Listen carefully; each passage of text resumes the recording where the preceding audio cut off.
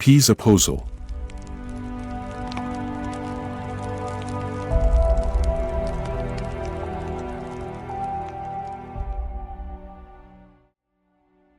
السلام علیکم ورحمۃ اللہ وبرکاتہ۔ عثمان بن مظعون رضی اللہ عنہ سے فرمایا کہ اے عثمان، جو شخص فجر کی نماز با جماعت ادا کرے پھر طلوع آفتاب تک اللہ کا ذکر کرتا رہے، اس کے لیے حج مبرور اور مقبول عمرہ کا ثواب ہے۔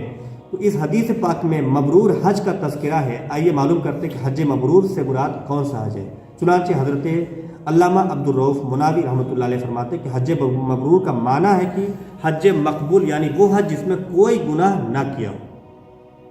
اس حدیث کے تحت مفتی احمد یار خان رحمۃ اللہ علیہ ایک جہاں تعریف کرتے ہیں کہ حج مقبول اور مبرور وہ ہے جو لڑائی جھگڑے گناہ اور ریا سے خالی ہو اور صحیح ادا کیا جائے۔ ایک اور جگہ تعریف فرماتے ہیں کہ حج مبرور سے مراد وہ حج ہے جس میں گناہ سے بچا جائے، یا وہ حج جس میں ریا اور نام اور نمود یعنی دکھاوے سے پرہیز ہو، یا وہ حج جس کے بعد حاجی مرتے وقت تک گناہوں سے بچے، حج برباد کرنے والا کوئی عمل نہ کرے۔ حسن بصری رحمۃ اللہ علیہ فرماتے ہیں کہ حج مقبول وہ ہے جس کے بعد حاجی دنیا میں زاہد یعنی بے رغبت، آخرت میں راغب یعنی مائل رہے، یا حج مبرور وہ ہے جو حاجی کا دل نرم کر دے کہ اس کے دل میں سوز، آنکھوں میں تری رہے۔ حج کرنا آسان ہے، حج سنبھالنا مشکل کام ہے۔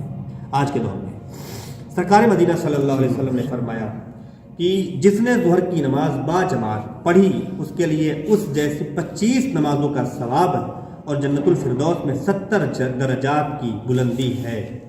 جماعت فجر اور عشاء کی فضیلت پیارے آقا صلی اللہ علیہ وسلم نے جس نے عشاء کی نماز با جماعت پڑھی اس نے گویا تمام رات نماز پڑھی، اور جس نے فجر کی نماز با جماعت پڑھی اس نے گویا سارا دن نماز پڑھی۔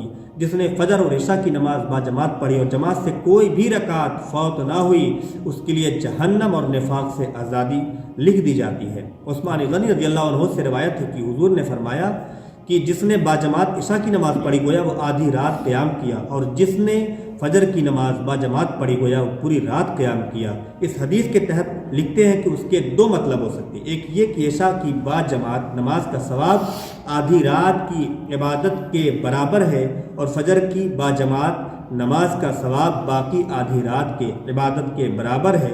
تو جو یہ دونوں نمازیں جماعت سے پڑھ لے اسے ساری رات عبادت کا ثواب ہے۔ دوسرے یہ کہ عشاء کی جماعت کا ثواب آدھی رات کے برابر ہے، اور فجر کی جماعت کا ثواب ساری رات عبادت کے برابر ہے۔